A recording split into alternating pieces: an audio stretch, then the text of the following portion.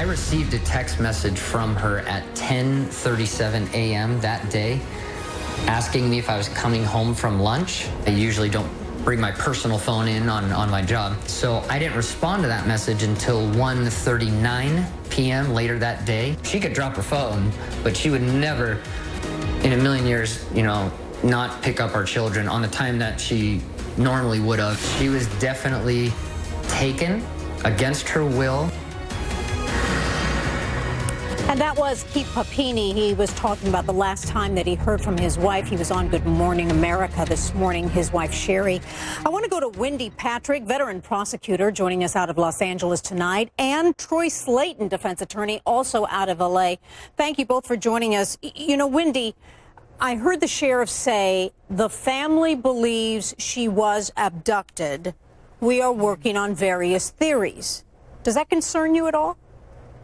Well, I'll tell you what, Jean, this is heartbreaking, partially because of the baffling nature of this disappearance. We live in a day and age where it is hard to go missing without a trace because developments in forensics, social media, technology, there's usually some kind of a trail, whether it's physical or digital.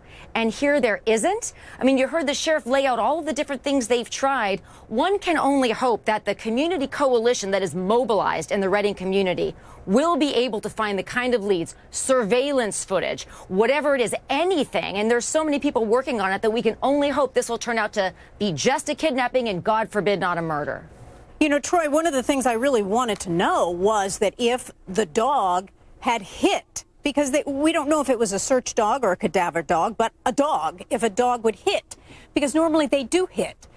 Especially when the person has been jogging in the area, and that can help them determine if someone left by car or left into the wooded area.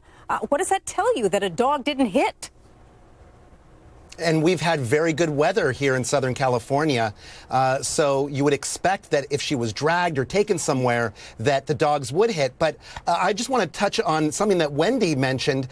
If I'm an investigator in this case, I want to do a full social media workup. I want to know that everyone that she was talking to or communicating with her online. I even want to know people that were looking at any of her social media posts to see if they could possibly have information on this case. And Wendy, your thoughts?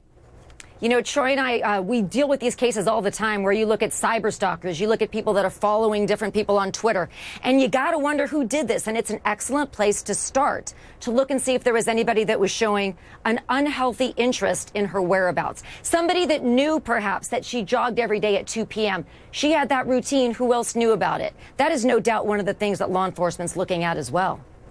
Troy, surveillance video may be far and few between. Look at the area right there. It's very rural, but there are homes.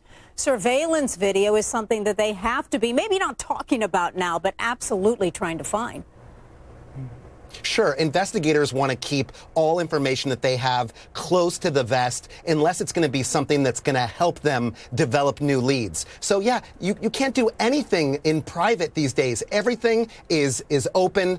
We can look at her phone and see everywhere that she's been, everywhere that she's gone. And the fact that she doesn't have her phone with her, that hair and her earbuds were found, leads me to think that something really nefarious has happened here. Well, that hair is an important piece of evidence. I want to thank all my guests. Thank you so much to you for joining us tonight. I'm Jean Casares.